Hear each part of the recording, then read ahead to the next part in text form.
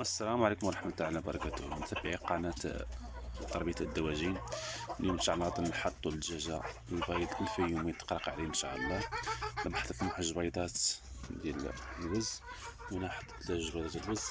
ها الدجاجة فين قارقة، هي إن شاء الله غادي نحاولوا هنا بسم الله توكلنا على الله نوضعوا عليها البيض الفيومي إن شاء الله نحاولوا.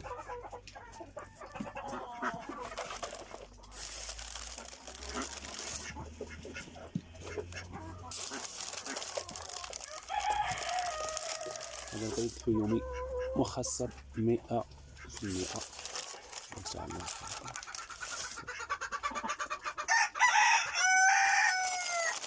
هنا بيض صغير نكترو نمشي شوية. بسم الله.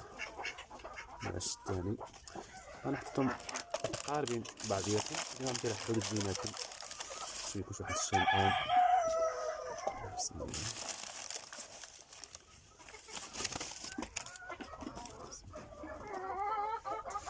أنا حطيت جوج 4 6 8 10 12. هنا جوج 4 6 7 8 9. غادي نزيد إن شاء الله جوج بيضات هنا ثلاثة.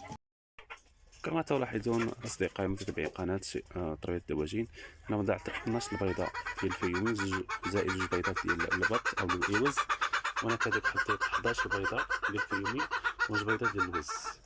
نتمنى من الله سبحانه وتعالى الله يسخر.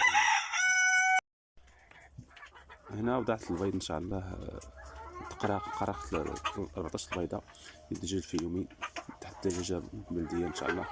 نتمنى إن شاء الله الله يسخر أمور. هنا كما تلاحظون هنا جوج دجاجات ان شاء الله غادي يقرقوا. دابا نشوفوا واش غادي يجلسوا ولا لا.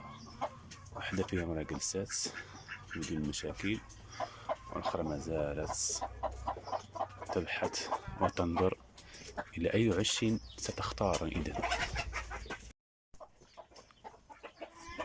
جيد جدا. لقد رقدت الأولى، رقدت، والثانية ما زالت تتردد حول الرقود. إذا سترقد. إذا هيا أرقدي.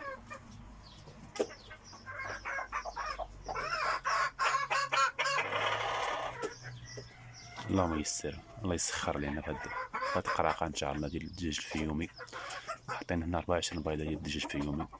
نتمنى إن شاء الله الله يسخر أمور ويصدقوا إن شاء الله بخير وعلى خير، ويكون مخصبين 100% إن شاء الله.